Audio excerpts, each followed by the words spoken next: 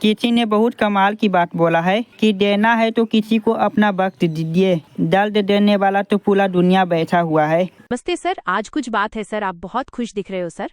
क्या मैं आज आपकी किसी विशेष काम में मदद कर सकती हूँ? हाँ पूनम, आज कुछ नया है।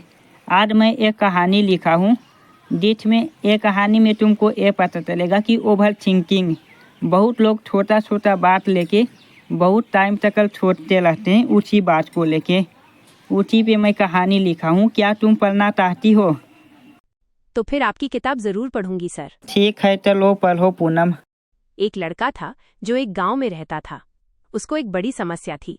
कोई भी उसे कुछ भी बोलता वो तुरंत गुस्सा हो जाता था। छोटी सी बात पर भी उसका गुस्सा फूट पड़ता था। वो छोटी छोटी बातों को बर्दाश्त नहीं कर पाता था और यही उसकी सबसे बड़ी परेशानी थी। वह लड़का हमेशा परेशान रहता था, छोटी छोटी बातों को लेकर बहुत दुखी रहता। दिन हो या रात, जब भी कोई उसे कुछ बोल देता वो उसी बात को सोच सोच कर परेशान हो जाता। कभी कभी तो वो इतनी सोच में डूब जाता कि सो भी नहीं पाता। उसकी जिंदगी गुस्से और दुख में ही गुजर रही थी, क्योंकि वो हर छोटी बात को अपना दिल दुखाने वाला मानता था। एक दिन वो लड़का अपनी परेशानियां अपने गांव और गांव वालों ने बोला। गांव के बाहर एक पहाड़ी पर एक बाबा रहते थे। लोग कहते थे कि वो बाबा हर किसी की समस्या हल कर सकते हैं। गांव वाले ने बोला कि तुम भी उस बाबा के पास जाकर अपनी सारी दुख और परेशानियां बताओ। लड़के ने बाबा के पास जाकर अपनी सारी दुख और परेशानियां बताईं।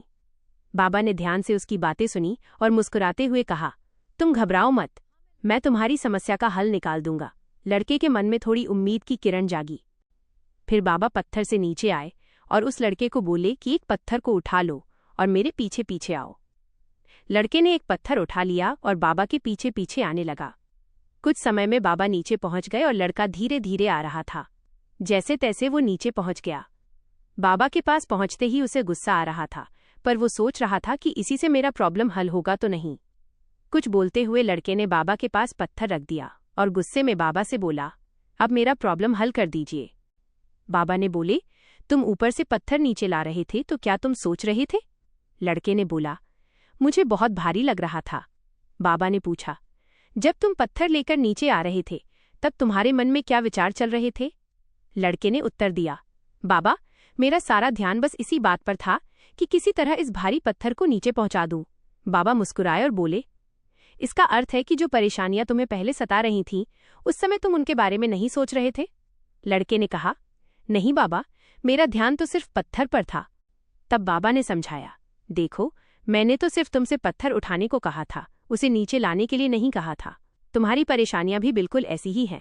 बाबा ने आगे कहा, इस पत्थर को ढोने की तुम्हारी ये जिद ही तुम्हारी परेशानियों की जड़ है। जब तुम नीचे आ रहे थे तो तुम केवल पत्थर के बोझ के बारे में सोच रहे थे। ठीक इसी तरह तुम हमेशा दूसरों की बातों और अपनी परेशानियों को अपने मन पर लादे रखते हो और उन्हीं में उलझे रहते हो। अगर पत्थर छोड़ देते तो बोझ भी खत्म हो जाता। यह कहानी वाकई बहुत गहरी है।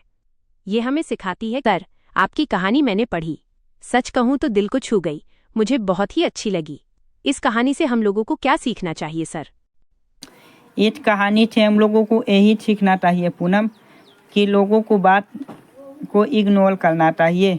लोग तो कुछ भी बोलते रहेंगे, तो उनके बारे में बार बार सोचिएगा तो आप परेशान तो होइएगा ना। तो उनके बारे में नहीं सोचिए, आप खुद के बारे में सोचिए। अगर आपको इसी तरह से आगे भी कहानी सुनना है तो इस चैनल को सब्सक्राइब कर लीजिए और कमेंट में लिख दीजिए कि आपको किस तरह के